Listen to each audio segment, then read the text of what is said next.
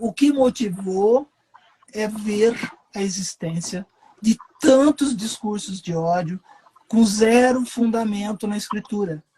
Então, esse livro que eu estou escrevendo, o objetivo principal é desconstruir discursos de ódio religiosos sem fundamento algum no latim, no grego, no hebraico, em lugar nenhum, nem em português sem fundamento. Então, assim, a partir do instante em que a gente percebe que... Eu tenho 61 para 62, eu sou uma senhorinha que fica aqui bem tranquilinha em casa, mas eu não consegui me calar diante de tanto absurdo que eu tenho visto. Tanto absurdo. Então está na hora de alguém começar a falar, ensinar, literalmente, para que essas pessoas pesquisem. Ué, vamos pesquisar, eu citei alguns livros aqui, a minha biblioteca você até conhece, mas são... Não, eu vou falar o seguinte, por experiência própria.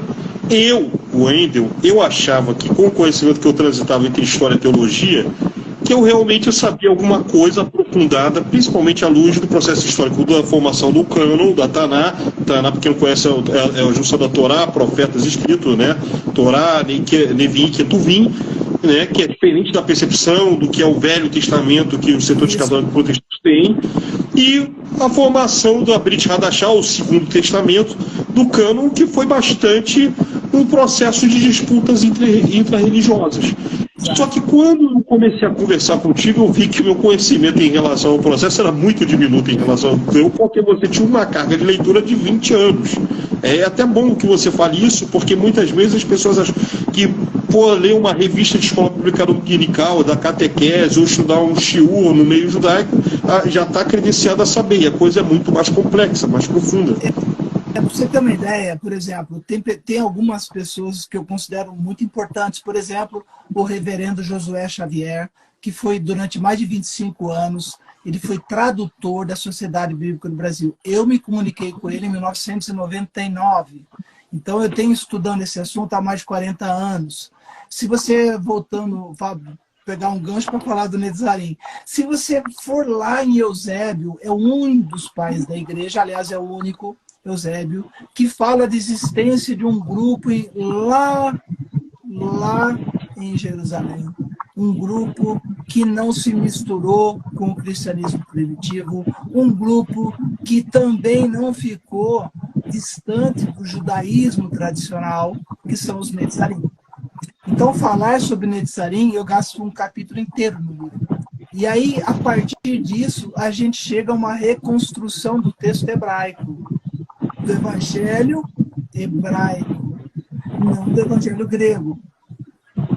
Se eu começar a falar aqui, por exemplo, eu posso afirmar com muita tranquilidade que os 4 principais discursos de ódio atuais, antissemitismo, misoginia bíblica, um exemplo clássico é Paulo dizer que a mulher tem que usar véu na igreja. É Paulo dizer que a mulher tem que ser submissa ao marido. E por quê? Porque ele escolheu Gênesis 2 para colocar a mulher em segundo plano. Se ele escolhesse Gênesis 1, que ele não quis, a mulher estaria no plano dela, como todas as grandes lideranças femininas de Israel. Ele pode falar da juíza Débora, de várias pessoas. Não, aliás, o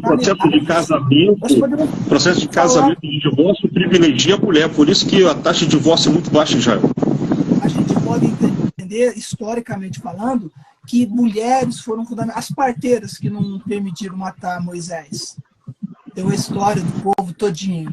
Vamos mais? A Zíporá, que foi a esposa dele, que fez a circuncisão e jogou o prepúcio nos pés dele, para ele não ser vítima, entre aspas, vítima, mas ser responsabilizado por desobediência ao Eterno.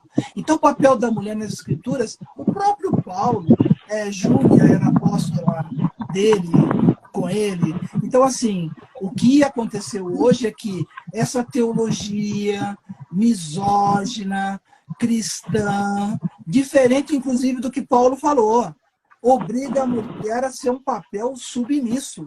Isso é inaceitável para qualquer pessoa que se... Na comunidade judaica é inaceitável, porque até mesmo, por exemplo, o nome e a origem de sobrenome é matrilinear, o processo do casamento privilégio é para a mulher, a última palavra de orientação é da mulher.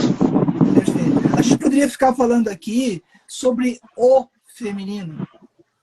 a origem do feminino, e a gente vai buscar 3.000, 5.000, 10.000 anos atrás, onde sempre foi matriarcado. E no livro eu falo sobre isso, certo?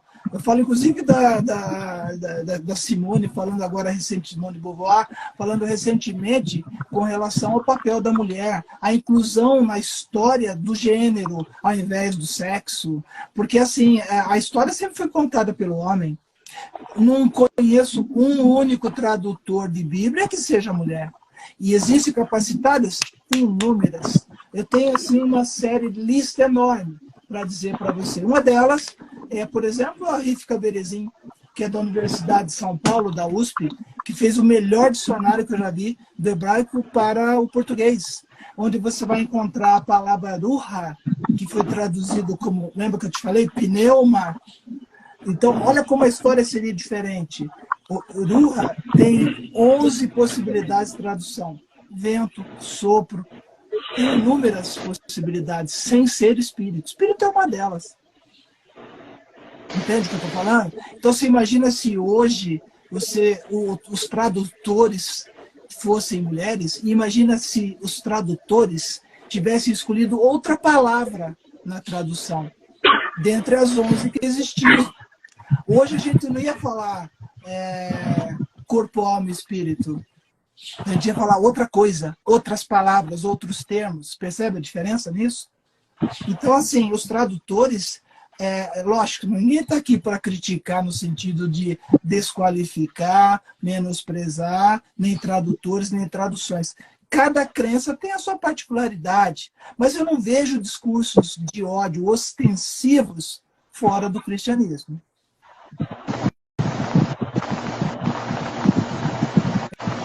Isso é uma questão para a gente refletir. E o livro é isso, o livro é um convite à reflexão. Mas não é um convite a uma reflexão vaga, é uma reflexão histórica de 2.300 anos. É uma reflexão histórica sobre como foi feita a Bíblia. É uma reflexão histórica sobre o que tu tem na sua mão agora. Você pega, aceita, lê, repete igual papagaio e nem sabe a história disso.